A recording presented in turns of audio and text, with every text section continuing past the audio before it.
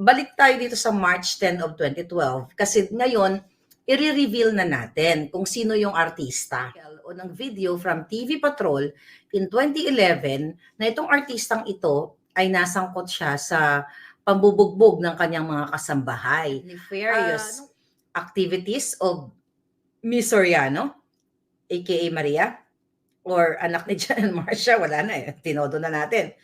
Unit 46C, Rizal Tower Building, Rockwell, Barangay Poblacion, Makati City, and Bongbong Marcos at Bongit with unknown. Ito nga mga kababayan, bago natin ituloy ang video na ito, kung bago ka lang sa aking YouTube channel baka pwede makahingi ng like at subscribe at click mo na rin ang notification bell para updated ka sa aking nilalabas na bagong video. Salamat po.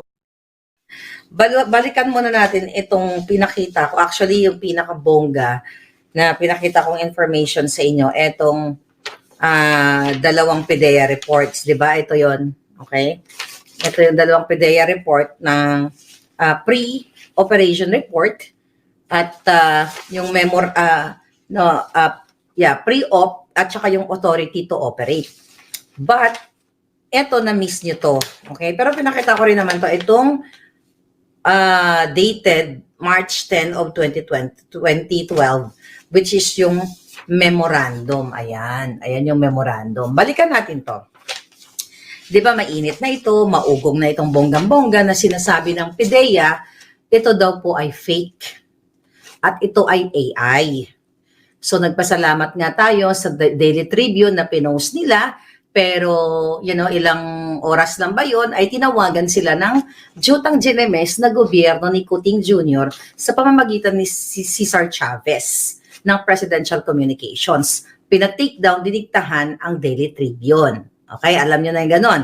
So, palangga, balik tayo dito sa March 10 of 2012 kasi ngayon, i-reveal na natin kung sino yung artista.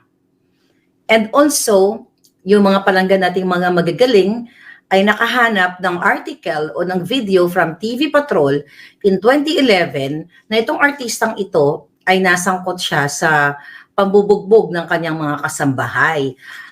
Nung una kasi sabi ko mga palangga, ayaw ko sana siyang pangalanan.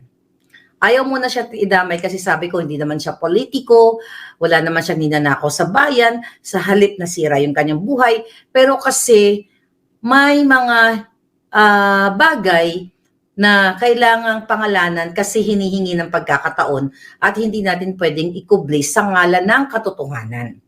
Sa ngalan ng katotohanan ng fairness and transparency sa ating bayan. Basahin natin ulit ito ng bonggang-bongga. Etong memorandum na ito. Okay, for Director, IIS, Intelligence and Investigation Service. Okay, from Investigation Division. Ano yung subject? Reported nefarious activities of Miss Soriano. Okay, gano'n lang pangalan natin. You know what I mean. Okay?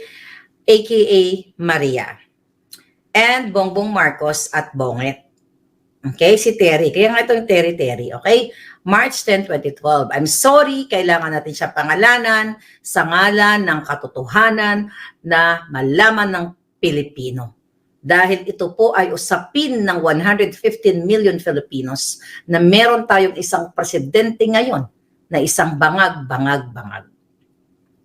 March 10, 2012, This has reference to the reported nefarious activities of Miss Soriano, aka Maria, or anak ni Jan Marcia, wala na eh, tinodo na natin. Unit 46C, Rizal Tower Building, Rockwell, Barangay Poblacion, Makati City, and Bongbong Marcos at Bongit with an unknown address. So, may mga lumabas kasi, sige tapusin ko muna. Number 2, ito. A confidential informant personally appeared before this office and reported the above-named showbiz and political personalities together with some unidentified male and female companions who were allegedly seen inhaling powdery substance suspected to be illegal pulburon inside the above cited condominium. Okay? Cited condominium unit. Recommend approval of the attached pre-operation report or authority to operate to conduct casing and surveillance to verify the veracity of this report for their possible apprehension if warranted. So may perma. So ito yung March 10. So kaya nga yung PDEA at yung mga dugyot nila, ito daw sinasabi ay AI, ay fake news. Mamaya dadako tayo sa pinaka-exciting part, darling. So dun sa pre-op na pinakita ko sa inyo, meron lang doong address na hindi nag-match. At ito yung ginagamit nila. Okay? Yung sa pre-op na to, ito na yung binabasa ko mga hitad. Okay? Pre-op na yan. Okay? Ang sabi dito, walang control number, di ba? Dated March 11, the next day na ito. Yung binasa ko kanina, yung memorandum was March 10. Ang sabi dito, Unit Office Intelligence and Investigation Service, name of target, ayun na nga, pinangalan na natin yung target, and some unidentified male and female cohorts. Okay, specific area of operation, NCR, Makati City. Anong sabi dito? Summary of information. Dito ito yung mga nilulusot ng mga dugyot ni Kuting ng which daw ba talaga? 4C or 46C ang address. Okay. A confidential informant personally appeared before this office and reported that a group of showbiz and politically affluent personalities are frequently using illegal pulburon inside. Pasensya na, kailangan natin baguhin minsan yung mga terminology, ha? Illegal pulburon inside Unit 4C, Rizal Tower Building, Rockwell. Siyempre, ito yung palusot nila. Ay, sinungaling ka, Maharlika, ano ba talaga? 46C o 4C? I believe, ito ay an honest mistake. Okay? Yung typographical error. Nangyayari yan. Kasi tao lang ang nag-type nito, hindi AI. Kasi kung AI ito at talagang intention to make a fake document para sirain si Kuting, my God, hindi nagkaroon sana ng human error or typographical error. So, pinerfect na sana natin kung AI. Right? So, bago tayo tumuloy sa pinaka-exciting part, mga kababayan, ano bang address dito sa kabila? Na-discuss ko na to mga to, pero yun know, doon ko muna linawin yung address na sinasabi ay fake daw. Fake yan, Maharlika, kasi iba-ibang address. May papanood ko sa yung video back in 2011. This video, magko-confirm sa inyo, matalas lang kasi talaga mata ko eh. Kahit malabo, matalas din ang mata ko paminsan-minsan. Okay? Here, darling. Okay, listen to this. Ng mga opisyal ng barangay ang actress na si Maricel Soriano para harapin ang reklamong mga abuso na isinampa ng kanyang dalawang kasambahay. Nagpapatrol, Zian Ambrosio.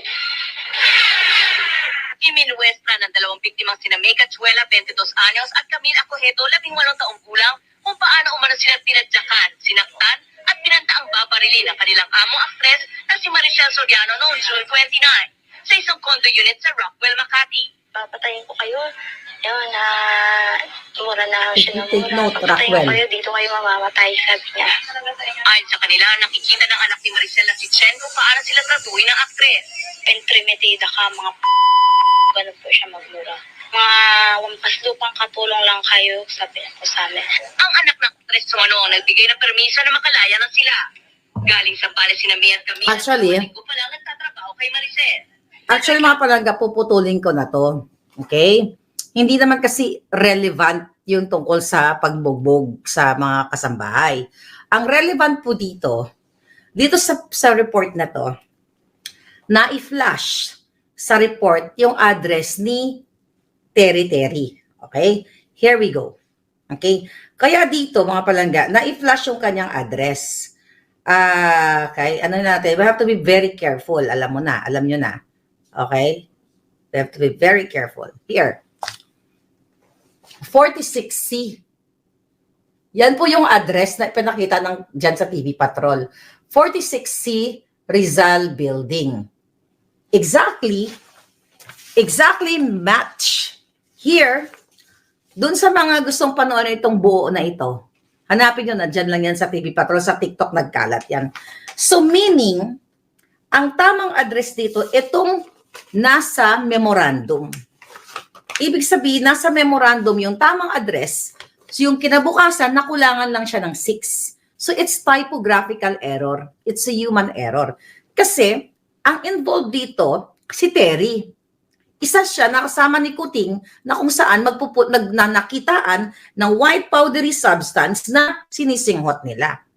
So mga palangga, since ang subject dito, ang target nung March 10 of 2012 ay the same person, yung pinarinig ko sa inyo sa balita, tapos yung address ay flash mismo ng TV Patrol. Alam ng TV Patrol yan. Huwag niyong burahin yung ano na yan. Huwag niyong burahin yung balita na yan. Pero ipopost ulit natin ito, i-share natin sa Maharlika Network at saka sa Boljakan natin sa Facebook. Lahat po itong mga dokumento na, mga susunod nating dokumento, ipapakita ko to, ipopost ko doon para meron kayong kopya. Alright? So, meaning, itong Unit 46C, okay? 46C ay match sa subject at match dito sa balita ng TV Patrol in 2011. And the fact ito naman, 2011 nangyari yun, yung pagbububog. Ito naman, March 10 of 2012, nakalagay dito. So, klaro tayo dyan. Klaro and recto tayo dyan. Okay? So, kaya kung nagkamali man dun sa pre-operation report, again, it's a human error. Nangyayari yan. So, kung titignan natin yung sinasabi ng PDEA na AI ito, sabi ko nga, kung gagawa ka lang naman ng kasinungalingan para sirain mo yung tao, ipi-perfect mo na. 'Di ba? Kung AI. But again, na-prove natin today sa inyo na nag-match ang address ni Terry at dito sa PDEA. Kasi si Terry ay isa siya sa target at siya nga ang nangunguna na kasama ni Kuting. Now what? What is the next attraction now? Mga kababayan, bakit ba kailangan ibuwis itaya ni Maharlika ang kanyang buhay dito? Dahil gusto ko, ang pangarap ko, na sinasabi ni Kuting, ang pangarap ko, ibabangon tayo muli. Paano tayo babangon, mga kaibigan, kung ang inyong presidente ay isang bangag-bangag at ang simpleng, mga panagat, ang simpleng mga bagay-bagay, ang simpleng not bagay-bagay, pag pupulburon test ay hindi niya gagawin. By the way, sabi na nag-comment kanina ay nagkaayos na raw yung kasambahay at saka si Maricel. So kaya nga hindi naman relevant yung issue, but thank you.